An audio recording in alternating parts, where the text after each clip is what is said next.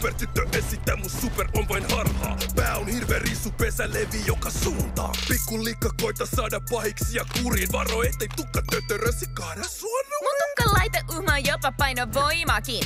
Tosi kiva, että huomioit mun huikean afroni. Jos riimin, niin se on vaiva sana kirja esinota. Sana varasto yht kova, kun tää mun Dino oma. Aivan huikea! Mut sä hampa Dinon käsil, nehän on ku tiikut. Mut hei, miksi sun kätyrinä on hirmu lisko? Tontulla ja apinallakin on peukalo sun naapurisen sijaan.